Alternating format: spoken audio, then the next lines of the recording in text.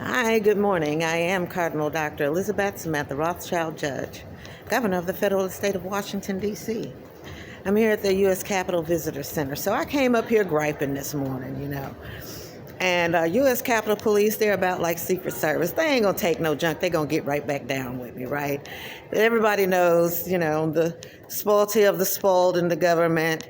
That can be verified with Texas DPS. So anyway, I'm griping, so they getting back down with me, and I got mad. So I'm like, but y'all let these people over there embezzling my property, just sitting on the property. I just emailed y'all. Nobody even thought enough to check and double check or something. Somebody over there embezzling my property. So really, whatever's going to be done from this perspective it's already in the works. But I was able to isolate some trauma when I was throwing my little temper tantrum with them just now.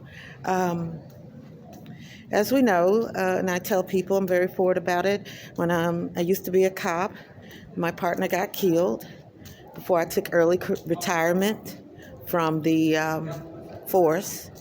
And when I made the call for the police to come to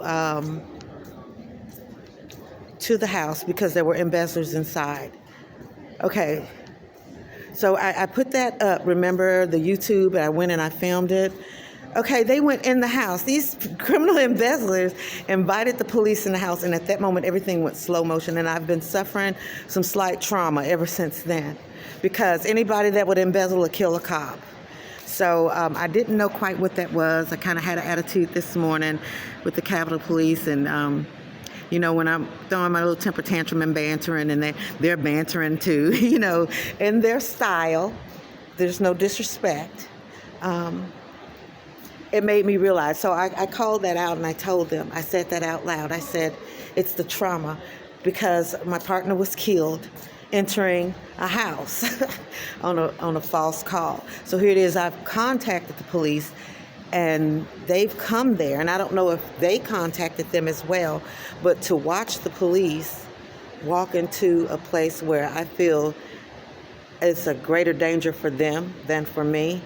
I mean, I never expected them to walk into the house like that. Maybe kick the door down and bring people out, drag them out or something like that, but just walk in to talk. And I'm like, don't do that. Let me tell y'all this. I have extensive experience, quite empirical when it comes to law enforcement and agency. And you cannot be too safe. There's people who, it's their lifelong dream for that to be their crime of passion, to kill a cop. And so I'm not in a hurry to say, oh, everybody get together, let's go over here and get my property. We don't know. These people have been stalking me for so long and for so many years. We don't know what their conspiracy is or who it's about. I know my partner got killed, and I'm not willing to sacrifice anyone for that $10 million property, because eventually they'll have to come out. But in the meantime, it's just not worth it on that capacity for the level of danger that this signifies, okay? So, yeah, that's all I have to say about that. But I was dealing with some trauma, because I was next to tears a little while ago, and I'm like, I got to isolate these tears. It's not the PTSD. It's just plain old TD, plain old trauma disorder from being a cop. And, I was going on. I was like, oh, and when I was a cop, and when I did the state trooper, and I was this, and I was that. And then it dawned on me.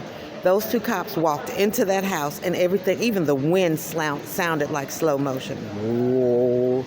And that has been bothering me ever since. So I'm going to take my time to see about whatever, but it's not worth a cop's life. It's not worth an innocent person's life. And I still encourage everyone in the Colorado Heights neighborhood district, people at the stores where they're coming and they're shopping, please be careful. Please stay safe. Y'all have a great day.